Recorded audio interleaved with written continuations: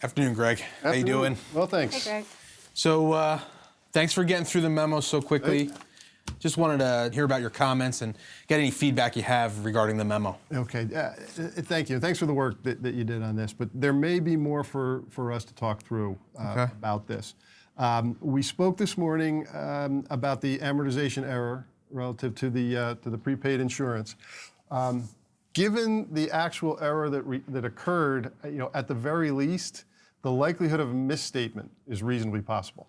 And we need to evaluate the magnitude of the potential misstatement and whether it's material to the financial statements. The control over the account analysis covers more than just the prepaid accounts. It covers other assets as well as other prepaids rather than just the insurance. Yeah, that is correct. You're right. Okay. So as we look through this, how significant are those other accounts? Should they be included in this? Well, the other assets accounts are at least twice overall materiality, and there are other prepaid accounts as well, which I think are also slightly over materiality. But if the root cause of the deficiency is due to the account analysis not being performed properly, and Paul's the person who is responsible for all those accounts, then it would seem that the magnitude of the potential misstatement wouldn't be limited to only the prepaid insurance account.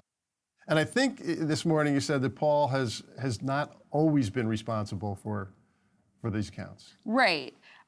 It was as a result of the staffing turnover that Paul was asked to perform the review of all the prepaid expenses and other asset accounts. So maybe the issue is more than just Paul not being focused coming back from vacay. Right. When you think about what went wrong and what caused the error in the prepaid insurance account, could the same thing happen with respect to the other accounts that Paul's responsible for?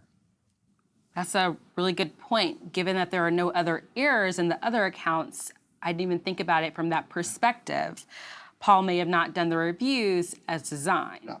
What in your mind, what's the reasonable possibility that errors in those accounts could also go undetected?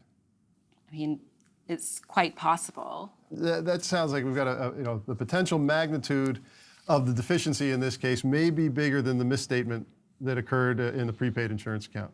It may even be greater than overall materiality, right? Oh, well, that could be true, but there are other compensating controls that should be considered.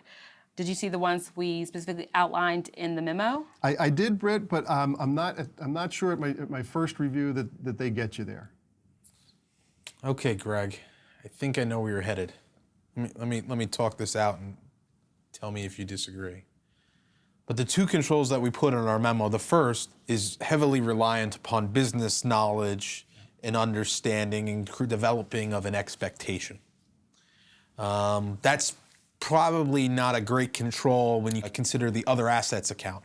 There's a hodgepodge of transactions in there. Pretty challenging to develop a clean expectation as what you would expect to occur in that account. So that might not cover that account.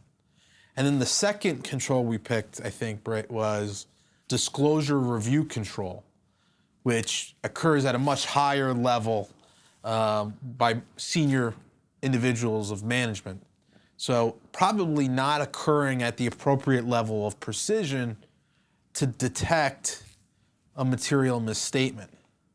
Does that mean that we would conclude the deficiency represents actual material weakness, even if the error isn't material? Yeah, looking at this, if it's at least reasonably possible that the magnitude of the potential misstatement is material, and they don't have compensating controls that would prevent or detect the misstatement, the control deficiency would indeed be considered a material weakness. Now, Greg, we need to have a conversation with the controller. We have no evidence to illustrate a material error, and there's no way she's expecting to have a disclosure of a material weakness to the public. Well, I don't doubt that, and Brian, you and I have both been through these difficult and uncomfortable discussions before. Britt, you'll have your chance this go around.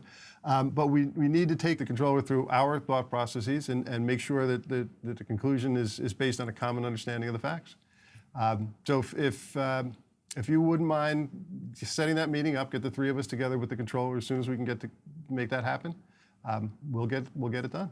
Thanks, and we'll do that, and appreciate your time and taking us through this, your thought pattern on this. Well, I appreciate the work that went into this and the teams.